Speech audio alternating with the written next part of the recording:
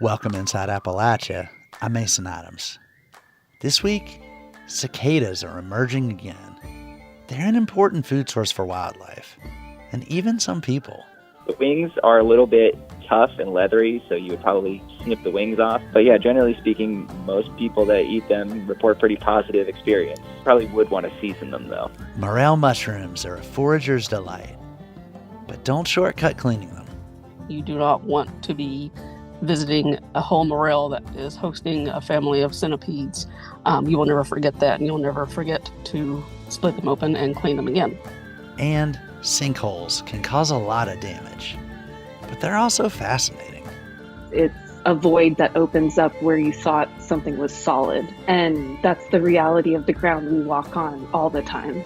You'll hear these stories and more this week inside Appalachia.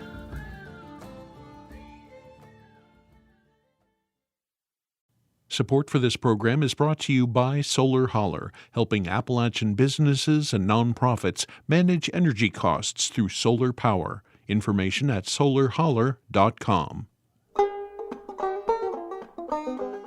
Welcome inside Appalachia. I'm Mason Adams. Their sound is unmistakable.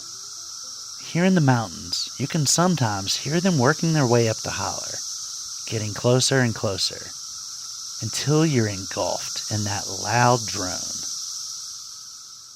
Yep, it's another cicada summer in Appalachia.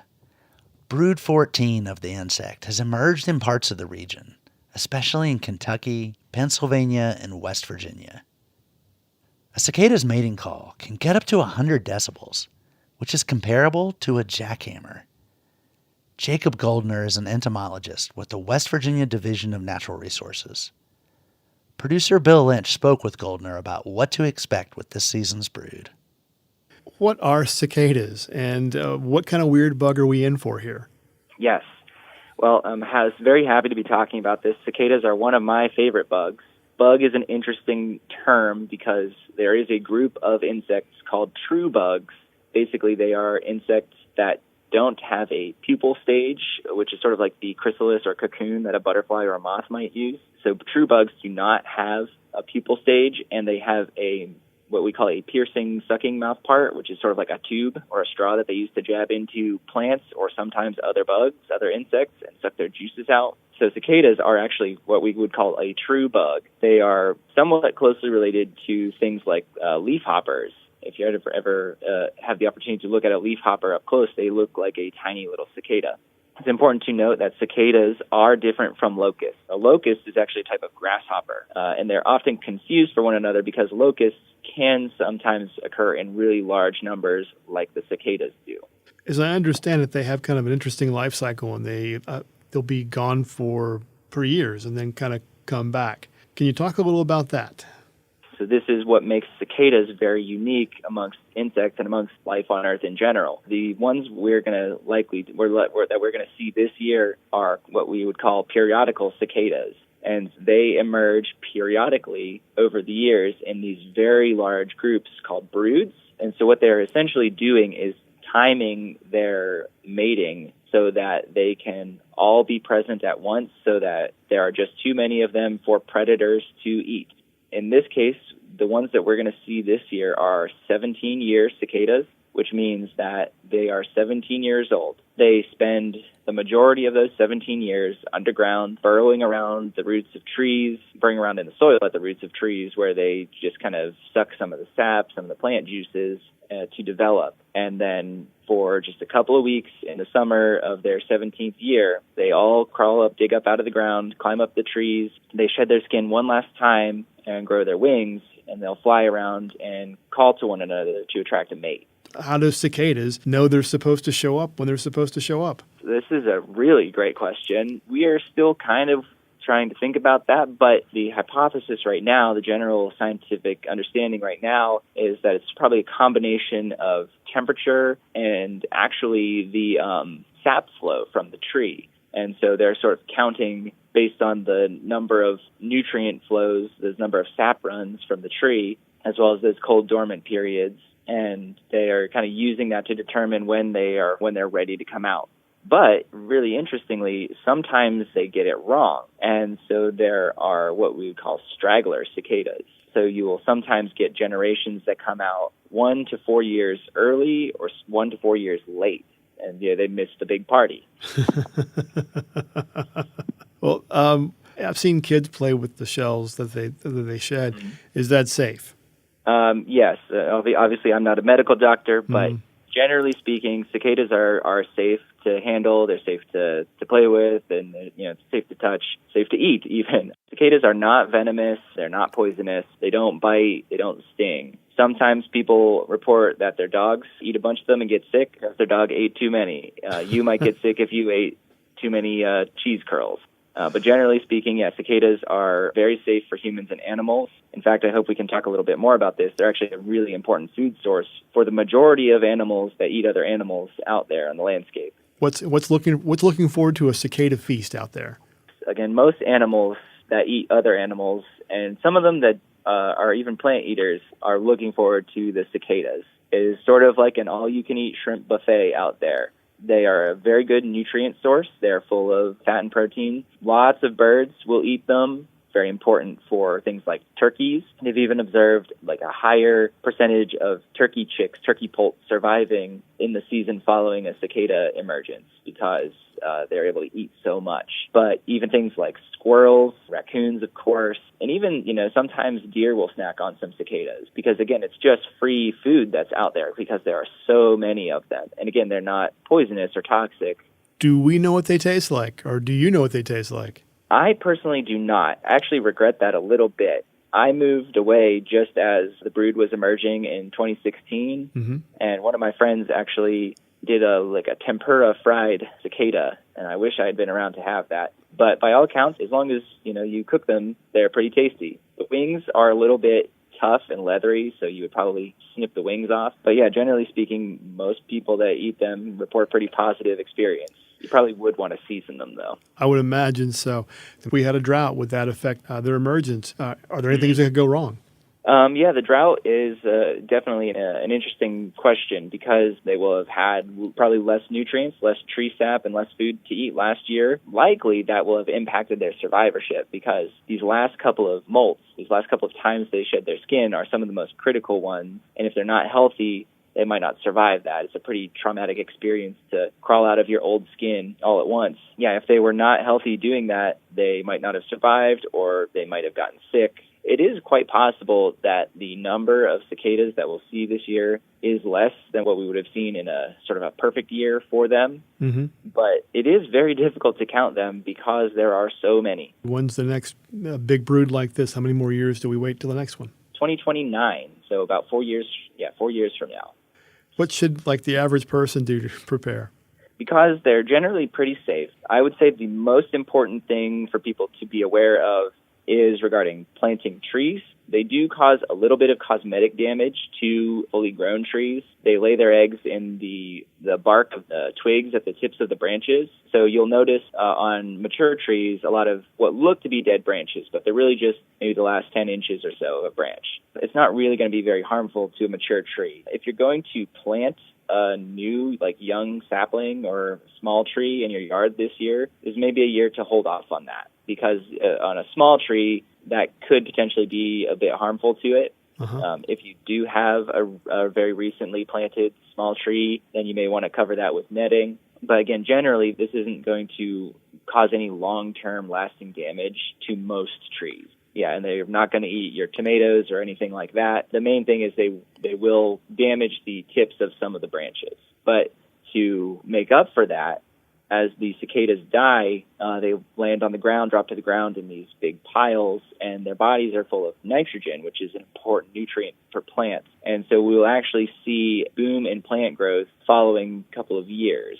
I think it's about 2 years following a cicada emergence. If you look at tree growth rings, they're fatter from that input of nitrogen. Otherwise, to prepare for them, like I said earlier, I really love cicadas. I think they're a great insect. I think that they're very cute. They're chubby. They're squat and chubby. They've got these big, shiny eyes. They kind of fumble around a little bit in a way that's really endearing and silly. And then they sing. They sing a song that I think is really nice. When you hear it as a whole, it sounds like one long, like, wah sound. Right. But if you listen really closely, you can hear that it's made up of millions of individuals that are doing a shorter, more like wah, wah, wah sound. To prepare, you can just kind of get excited about them and get excited to see these things, because this is something that's very rare that doesn't happen almost anywhere else in the world. There's one other group of periodical cicadas that happens, I believe, in India. Otherwise, this is something that's completely unique to North America, to the eastern North America. We'll see 3 species. So you could brush up on your identification skills so you know which ones you're looking at. We'll have the dwarf cicada, which is very small and doesn't have any orange on its belly. It'll just be all black on its underside. Then you'll have the 17-year pharaoh cicada. Pharaoh, like the Egyptian pharaoh, because its call kind of sounds like pharaoh, pharaoh. I know it, yes, yeah. And they will have these wide orange stripes on their belly. When you flip them over, they'll look mostly orange down there. And then you'll have the just the plain old 17-year cicada, which is a little bit small as well. The pharaoh is the biggest of them. The 17-year cicada will just have narrow orange stripes on its belly. If I were to paraphrase, I would say that what you're saying is that people should enjoy the time, enjoy the cicadas. Yes, I think so. If the sound really bothers you for sleeping, you can probably queue up your favorite playlist or something like that. But yeah, generally, I think you should appreciate this really unique and exciting event. Jacob, thank you very much. It's been a pleasure speaking with you. Yeah, of course. Happy to talk about cicadas. That was entomologist Jacob Goldner speaking with Bill Lynch. To find out more about cicadas, including Brood 14, visit our website. A lot of what we consider folk and country music came from innovations by Black folks in Africa, in the Caribbean, and here in the U.S. There's been a grassroots movement to reclaim the Black roots of folk and country music, and it's been having a moment in pop culture, including Beyoncé's 2024 album Cowboy Carter and the film Sinners. The Black roots of folk are also the subject of a new festival. WPLN music writer Julie Height was there. There is a very tangible through line from Cowboy Carter to the soundtrack of Sinners. And her name is Rhiannon Giddens. The old-time banjo virtuoso contributed to both of those blockbuster projects, but they're not her typical domain. I love pop music, I love movies, but trying to be a traditional musician in these things is very strange. Meanwhile, Giddens was busy creating something of her own, a 3-day festival called Biscuits and Banjos in Durham, North Carolina. Really, Biscuits and Banjos is like my community, basically. A community made up of Black scholars of literature, foodways, and above all, roots music, most of whom are also performers. Just on the news everywhere, I know. Hey, they're trying to terrify me. As Giddens sees it, she just happens to be the figure in that scene with a platform large enough for Beyoncé and Hollywood to come calling and to share. I'm aware that this is a movement and it's not just me. The whole idea was that this aspect of what we're doing in our culture, I don't feel like is celebrated enough. Certainly not within a music industry that's historically exploited and excluded them. That's why she knew it was important to create a festival outside the system. Let's do something that is not about how much money it's going to make. It's not about what big brands we can bring in. Giddens was more focused on getting her peers to Biscuits and Banjos. There's so many people doing this work and we're all exhausted. Part of me wanting this to happen was like I needed a festival where we felt like we were not the only ones, that we were not the raisin in the oatmeal, we were not carrying the load of trying to tell this story on our own. You know, for one weekend, we could see the fruits of all of our labor. They've been cultivating those fruits for a while. 20 years ago, Giddens attended a conference called the Black Banjo Gathering, where she met a couple of other curious young musicians, Dom Flemons and Justin Robinson. They formed a black string band called Carolina Chocolate Drops. Pulling corn and cotton too, and when the day is over, ride the mule and cut the fool and love again all over. Flemons Giddens noticed right away that people responded to their deftly entertaining performances and decided that he should document everything. Because I knew that eventually, if Carolina Chocolate Drops could bridge the gap between ancient string band music and modern string band music, kids that are not white could see that there's a choice. Because before, the conversation was, especially when it came to African American people, was I don't feel comfortable because I see no African American people playing the music. Kaya Cater was feeling very self-conscious about learning old-time banjo as a Grenadian-Canadian preteen until her first Chocolate Drop show. And that was the first time I'd ever seen another Black person playing the banjo, ever. You know, I was a musical kid. I'd been to tons of folk festivals, tons of bluegrass festivals. I mean, I'd seen a lot of live music. And here were musicians not too much older than Cater connecting her to a lineage she knew nothing about. It felt like I was catching up in a way to history. The drops weren't starting from zero. They were starting from this very embodied understanding that the banjo is a Black instrument. It's a Black Caribbean instrument. It's a Black American instrument. As a kid, that's what I remember holding on to, was like, oh my God, I have to know more about this right away. The Drops eventually disbanded. Cater went on to make her name as a banjo-playing singer-songwriter, but was often one of the few artists of color booked at primarily white events. She finally felt like part of a movement when she entered spaces created by and for Black roots performers, like a small festival that another banjo player, Brandy Waller-Pace, saw a need for 5 years ago in Fort Worth, Texas. Having something that doesn't rely upon external validation makes a huge difference. There's a certain freedom in it.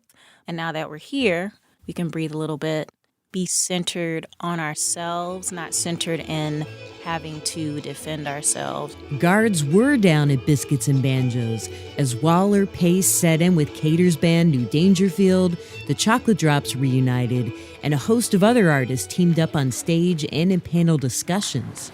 And so I draw strength for both of these women and everybody who's here. Giddens couldn't have been happier. Like, to have artist after artist come up to me and be like, yo, I feel full. I feel cared for. I'm walking away from this lighter. That's everything to me. I'm Julie Height in Nashville.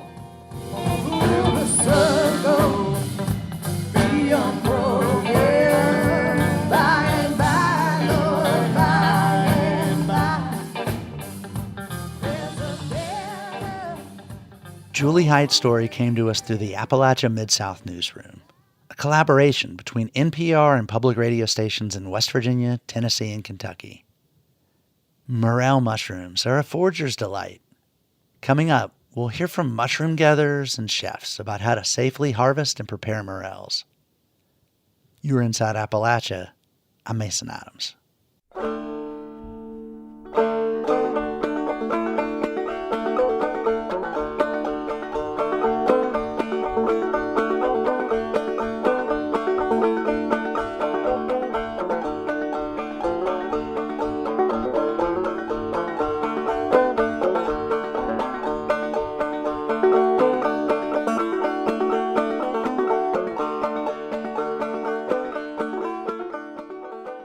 Support for Inside Appalachia is provided by Concord University, educating the people of our region and beyond for more than 150 years. More information at concord.edu.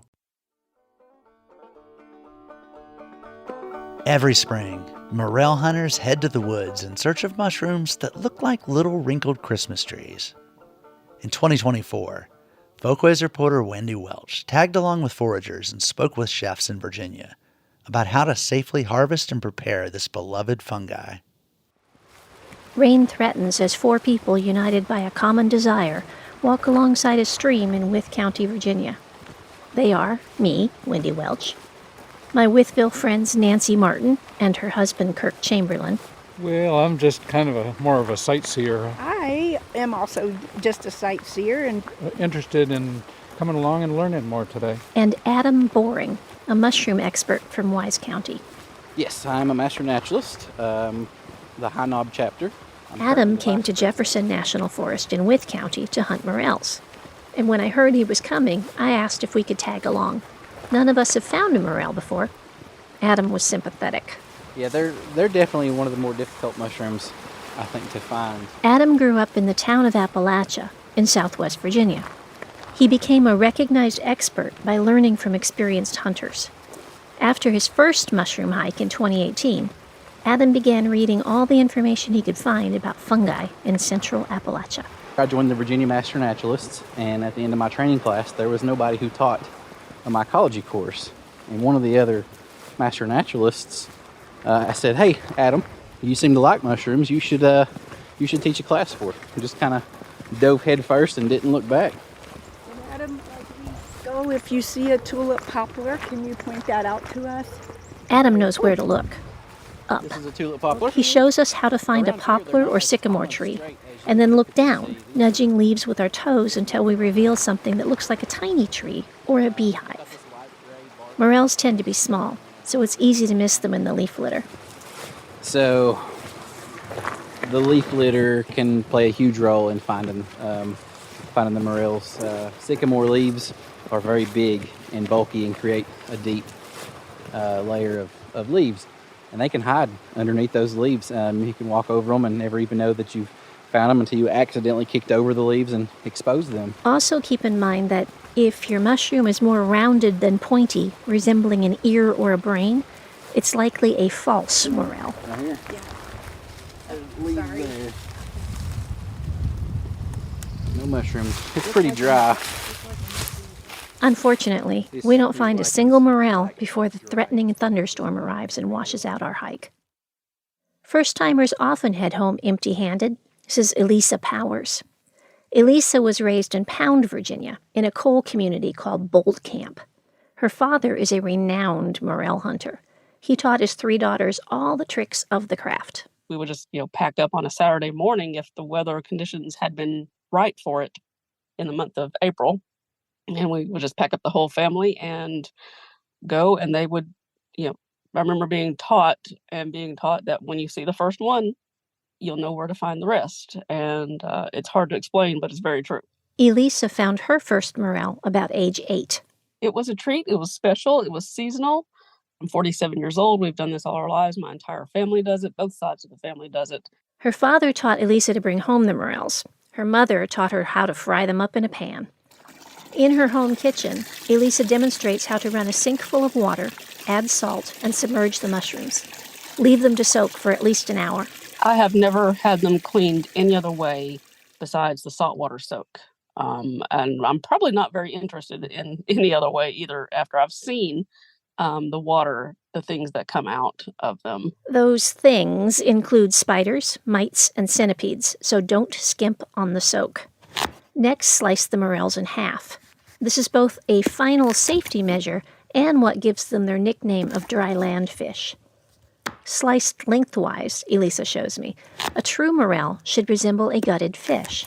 Its stem is hollow. If it's not hollow, you do not have a real morel. Just cut them in half lengthwise, and that way you can get anything that has crawled up in there out. You do not want to be visiting a whole morel that is hosting a family of centipedes. You will never forget that, and you'll never forget to split them open and clean them again. Elisa's family has been known to consume more than 30 dry land fish in one sitting, so leftover morel storage was rarely an issue. But they do freeze well if you cook them first. You can keep them, but since they're a mushroom, you can't just pop them in the freezer because once the little ice crystals form, they're going to destroy the cells and you're going to be pulling mush out of the freezer later. But if you prepare them, clean them, and cook them foily as you were going to consume them, and then put them in the freezer, they will be good. Indefinitely, she says. Elisa's family often pulls them out for Thanksgiving celebrations 6 months after freezing, if they can keep them that long without digging into them. I am not sure how many morels I've eaten in my lifetime, but I'm sure it's more than most people have ever seen. I would say now in my adult years, where my dad, my morel concierge, brings them to me, I've probably got a couple dozen a year at most. Over in Abingdon, Virginia, Ben Carroll would like to see more people eating morels. He is the owner and executive chef at Rain Restaurant. Rain is open only for evening meals, so Ben took time from his afternoon prepping to talk to me in the empty dining room. Ben triages how he cooks morels according to size. I mean, if they're little bitty guys that are as big as like the tip of your thumb, then you just kind of keep them whole, and then you would just batter them and fry them. The big ones he uses to explore culinary creativity. You can stuff them. You know, we've made mousse before and used a little piping bag to like kind of fill them with some type of filling, and then you bread them and fry them. They're good that way, either like a cheese filling or like a pate kind of filling. Ben never serves morels raw, though. He considers it a safety issue. Savoring the flavors of morels, no matter how you choose to cook them, is a time-honored Appalachian tradition and treat. When you're lucky enough to hunt them with friends or a family expert, you'll get to savor the memories, too. For Inside Appalachia, I'm Wendy Welch in Southwest Virginia. That story is part of our Folkways reporting project, which covers arts and culture in our region. You can find more Folkways stories at our website, wvpublic.org.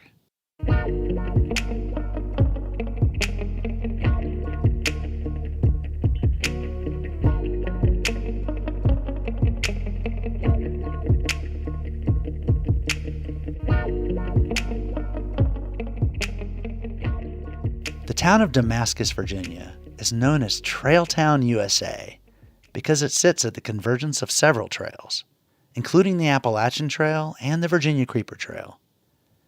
But last September, Hurricane Helene devastated Damascus. It wiped out a good chunk of the Virginia Creeper Trail. But the town is rebuilding. Damascus recently held its annual Trail Days festival. Radio IQ's Roxy Todd was there. Standing in downtown Damascus, David Phillips recalls the chaos of last September's flood. Where the creek actually is, it looked like the Colorado River going through. Phillips works at Adventure Damascus Bicycles, one of several bike rental businesses in town. Helene destroyed their main source of income. A biking trail called the Virginia Creeper Trail was heavily damaged. And at the end of the week, Michael, our owner, he called everybody in and laid everybody off. He's like, guys, I think that's it. This is just completely done. 27 years, and we were all rather surprised. I'm even choked up about it. Before Helene, it's estimated that more than 200,000 people rode the Creeper Trail each year, and rental companies like Adventure Damascus shuttled most of them to the top of a nearby mountain to ride downhill. But that half of the route suffered the worst of the damage. Then, a few weeks after Helene, the lower half of the trail reopened between Abington and Damascus. So Adventure Damascus reopened, shuttling bikers to Abington. And it was like a glimmer of hope, though we still didn't know what the new normal was going to be like. It's just so many people ride the upper half of the trail. Now, 8 months after Helene, tourists are returning. Karen Krennick from Minnesota is here in between visits to 2 national parks. It's her first time in Virginia, and she says the Abington to Damascus portion is lovely. And there's some wildlife that you can see too. So I love the bridges, the tall wooden bridges. Kevin Bounds from North Carolina is here with his granddaughters and his grandson Isaac. We're taking a shuttle up there at 3 o'clock. And then we're going to be riding down back to Damascus. And they're avid bike riders. They like to go into a park or a greenway somewhere to ride bikes. So this is going to be their first adventure with a 17-mile ride. It's going to be his first time riding 17 miles on a bike as well. The Damascus town manager says lodging this year is down by 45%. They changed the rules of the Creeper Trail to now allow e-bikes on the Abington stretch as a strategy to try to bring more people to visit. Homes are being rebuilt too. 8 families in Damascus and surrounding communities are getting completely new homes thanks to a group called Trails to Recovery. Mennonite volunteers are donating their labor, and 10% of the funding is from FEMA. That agency has also awarded more than $116,000 to help the town of Damascus. The town has submitted more funding requests for hundreds of thousands more that are waiting on review from FEMA. The U.S. Forest Service has also pledged to rebuild the top half of the Creeper Trail, though the agency did not respond to Radio IQ's questions about their timeline. The owner of Adventure Damascus, Michael Wright, says they're hoping they can hold out until the rest of the trail is fixed. I'm pleased with how things are progressing. I hope it can hold on and grow for the next couple of years while they start to rebuild the trail. Spring is the beginning of the tourist season in Damascus. The town has several new events planned throughout the summer and fall to draw visitors back and keep businesses afloat. In Damascus, I'm Roxy Todd. In Tennessee, prosecutors can charge people for crimes committed by another person, even if they weren't directly responsible. Activist groups are working with state lawmakers to change that. WUOT's Pierce Gentry has more. Shauna Hatcher sits at a table in a McDonald's near Trousdale Turner Correctional Center, looking over photos of her family. In some of them, her husband Sean holds their children. In others, their dogs. They were all taken during weekend visits to correctional facilities, where Sean has been incarcerated for 24 years. Shauna has dedicated her life to helping her husband earn his freedom. And he really is a good guy, educated, well-spoken. He deserves a second chance, to live out here. Sean Hatcher was sentenced 20 years ago to life in prison for first-degree murder, a crime he still insists he did not commit. He's currently serving out his sentence in Trousdale Turner Correctional Center outside of Nashville. He was charged under a prosecutorial law known as criminal responsibility for conduct of another. Tennessee has a law that says you can be criminally responsible for the act of another if you knew about a crime that was about to be committed and you failed to report it to officials, a law which I wasn't aware of at the time. Theda Murphy is the head of Abolition Works TN, a nonprofit criminal justice reform group in the state. She says prosecutors sometimes use the law to hand down harsh sentences based on flimsy evidence. It's used to rope in a whole bunch of people that the prosecutors just feel should not be on the street. These cases are often complex, like Sean's. In 2001, he was with his brother and 2 others during a shooting that killed 1 man. Sean admitted at the time to having a gun and being present during the murder, but says he did not shoot anybody. Prosecutors ultimately convicted him based on the criminal responsibility law. I was running from God. I was young. I was a child. Another nonprofit, Free Hearts, is currently advocating for more than 10 people in state prisons to be granted clemency, including Sean. Jada X is a statewide organizer for Free Hearts. She says many of the people they work with are in prison because of the criminal responsibility theory. We try to bring and center the real voices of real people who are really experiencing these challenges with their loved ones. The group also partnered with Tennessee lawmakers during this year's session to introduce a bill that would erase the criminal responsibility law. Stephen Crump is the executive director of the Tennessee District Attorneys General Conference. During a legislative panel in March, Crump spoke in opposition to the bill. He said criminal responsibility laws help prosecutors levy charges against accomplices to a crime. If you go somewhere to rob somebody, and as a result of that somebody gets murdered, you are guilty of murder. You are attempting and assisting and helping that person commit the underlying crime. And if it results in someone's death, you shouldn't get a pass. But Democratic State Senator Ramesh Akbari, a co-sponsor, says there are plenty of other state laws that can be used to charge accomplices. We're not trying to stop someone from being punished. If they commit a crime, they should be punished. So aligning the punishment with the crime, that's our goal. Akbari conceded it will be difficult to pass the bill as is and decided to defer it to next year. Lawmakers will spend the summer revising it to be more palatable to Tennessee's Republican Party and hope to reintroduce it during the 2026 session. I'm Pierce Gentry.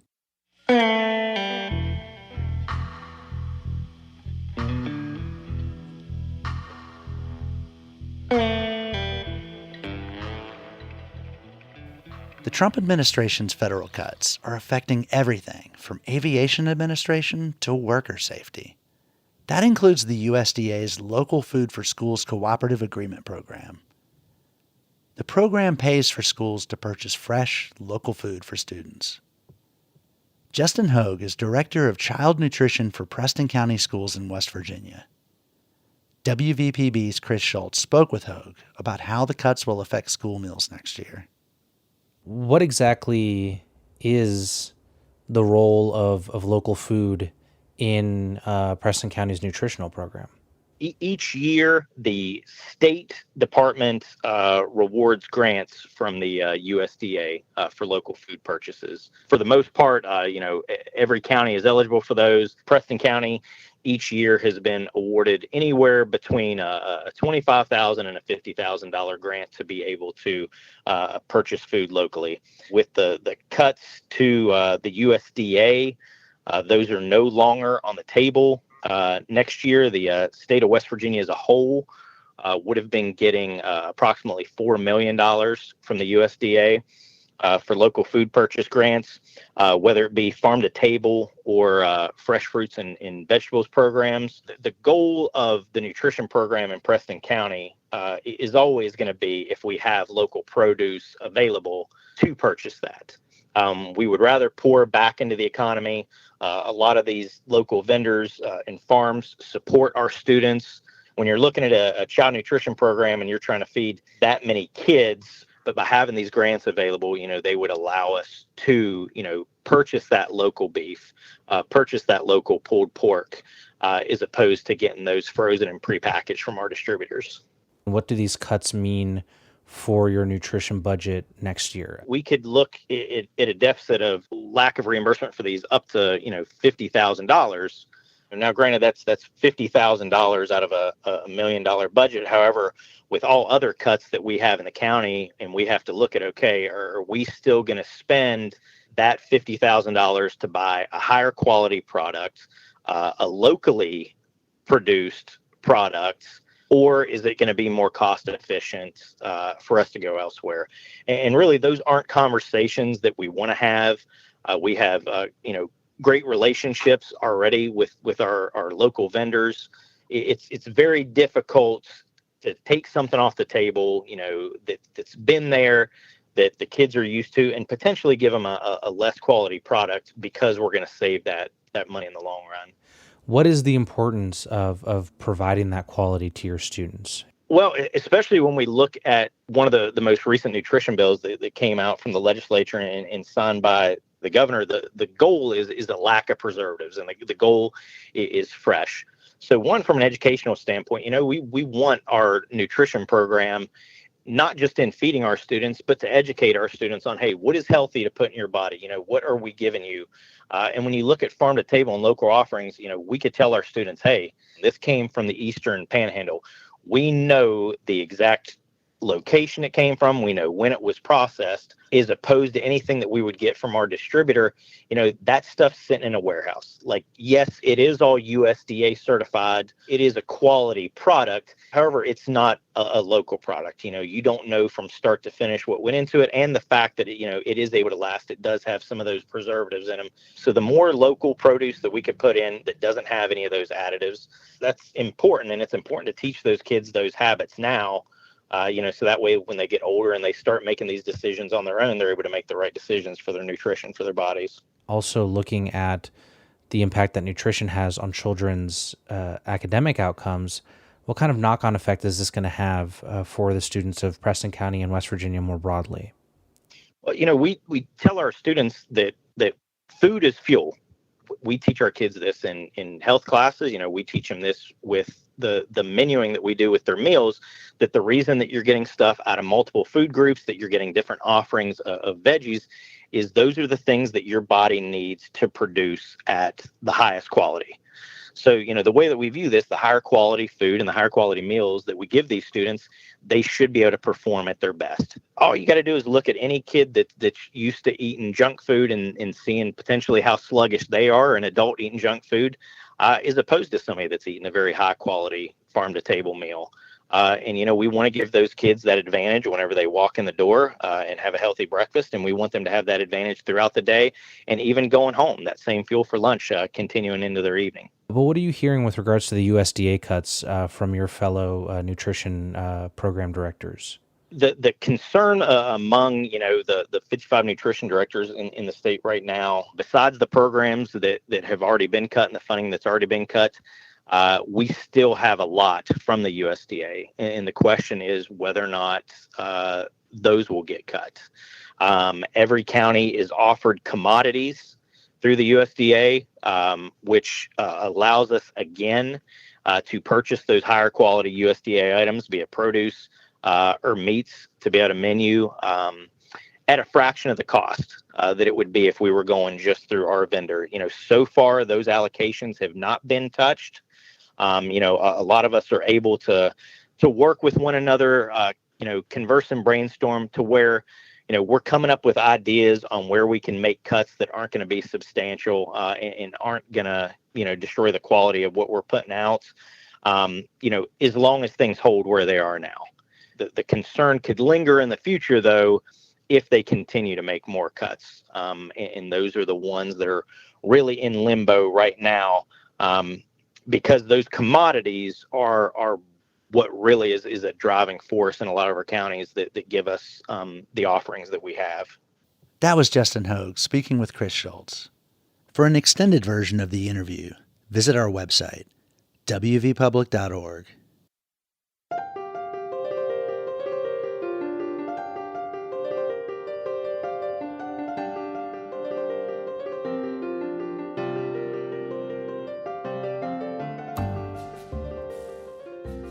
Bessie Woodson Yancey was a Black West Virginia teacher, poet, and columnist.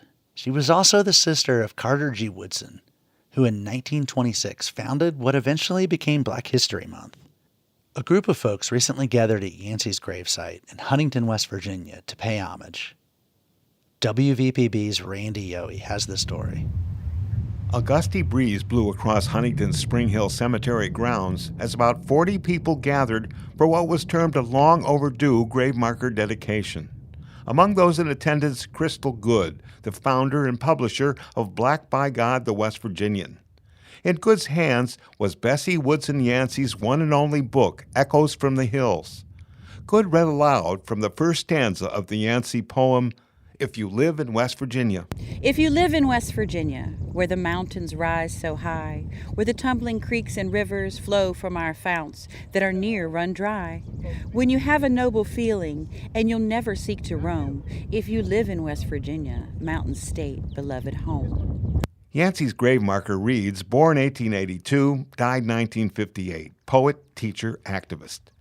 Cicero Fain is Assistant Provost of Access and Opportunity at Marshall University, as well as a board member of the Carter G. Woodson Memorial Foundation.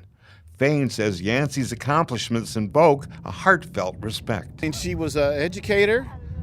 She was a poet, activist. She wrote, 100 articles to the Herald Advertiser, editorials, commenting on race relations, desegregation, international affairs, community endeavors, and I think she's an exemplar of the intellectual dynamism that existed in Huntington, Charleston, throughout the southern West Virginia coal fields.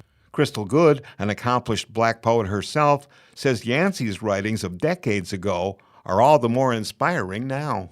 This book of poetry has really warmed my heart, and it's really reconnected me back into poetry and how it tells a story about a West Virginia that is literally beyond black and white, that it is a place of redemption, that is a place where Black people came for just a little bit more. You know what I mean? Just a little bit more. It wasn't the best, but a little bit more, and I still believe in my heart that that's the West Virginia that we're living in.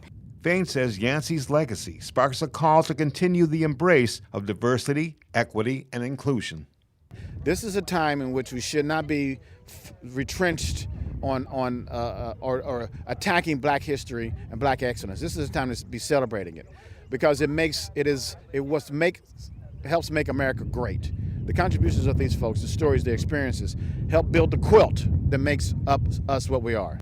Not to be remiss or incomplete at this grave marker dedication, Good read the last stanza of Yancey's poem.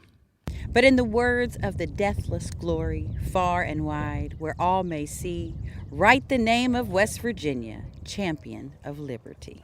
There's really no reason given that this grave was left unmarked for so long, but someone said that it needed to be rectified, perhaps because Bessie Woodson Yancey seemed to be one of those champions. For West Virginia Public Broadcasting, I'm Randy Yohe in Huntington. Sinkholes are pretty common in Appalachia. Some have been around for centuries, but the nature of how they're formed makes it hard to predict when or where a new sinkhole will open up. They can be a real danger, but they also stir the imagination.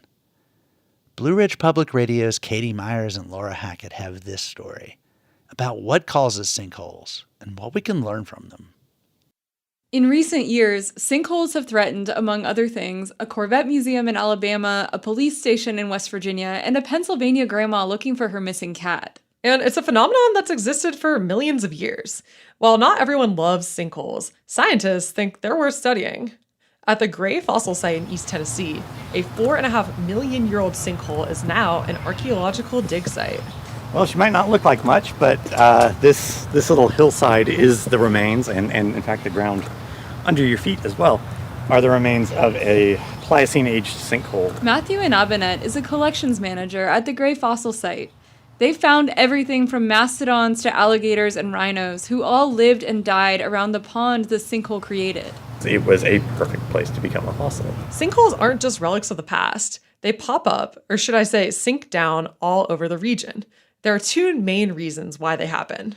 One, limestone. This porous rock covers a lot of Appalachia and is easily carved out by water, sometimes causing cave-ins.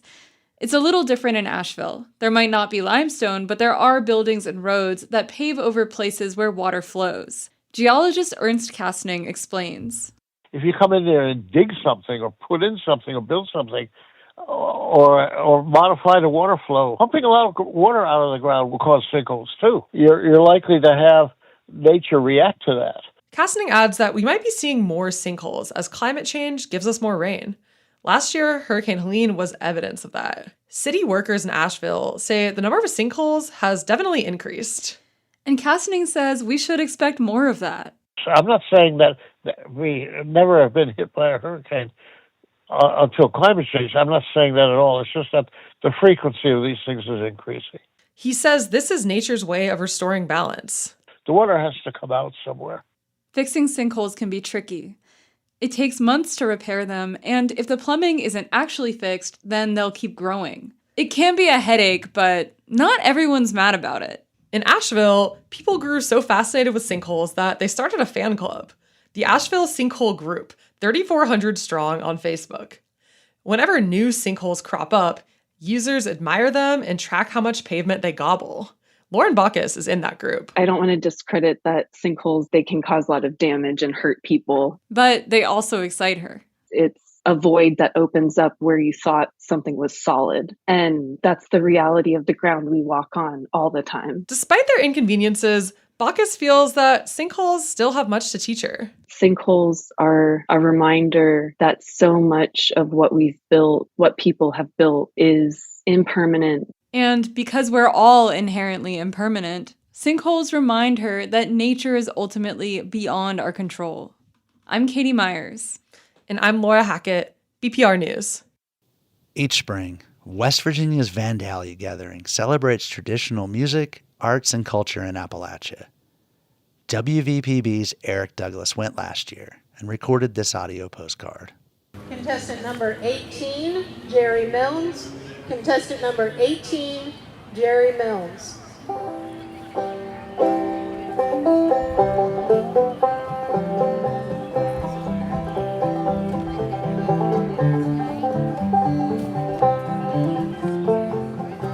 We've been down here for years. My husband's dad used to play the Saturday night inside, the old timers, and so he's played here for years with the McCumbers brothers and the McCumbers band and Buck and Company, and so we've been down here for a long time. Do you play? I don't play. I just kind of manage them.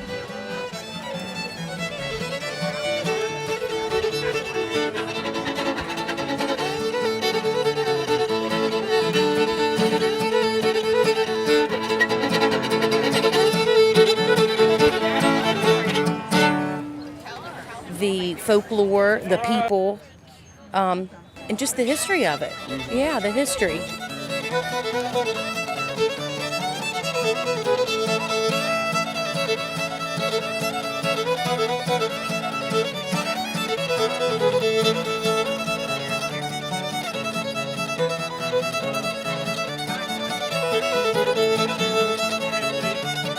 Well, we come from Mount Zion, my grandfather's brother, and he actually played and made dulcimers. He made them, and he would come and play, and so we'd also meet them here. We'd meet family from up in Gilmer County and Mount Zion and stuff, and we'd just hang out here all day.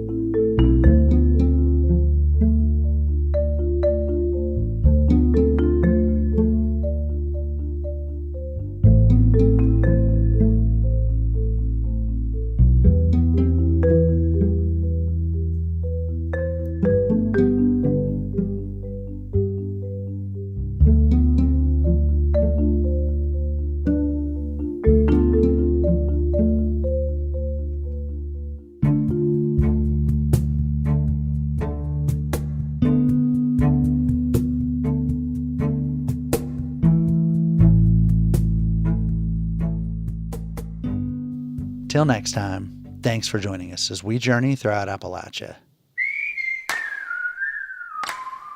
Our theme music is by Matt Jackford. Other music this week was provided by John Blessard, Tim Bing, Dinosaur Burps, Mary Hott, Matt Jackford, and Blue Dot Sessions.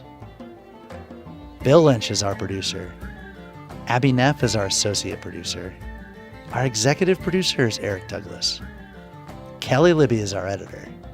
Our audio mixer is Patrick Stevens. You can find us on Instagram @inappalachia. You can also send us an email to insideappalachia@wvpublic.org. Visit wvpublic.org/insideappalachia to subscribe to our newsletter and stream all of our stories. Or look for Inside Appalachia on your favorite podcast app. Inside Appalachia is a production of West Virginia Public Broadcasting.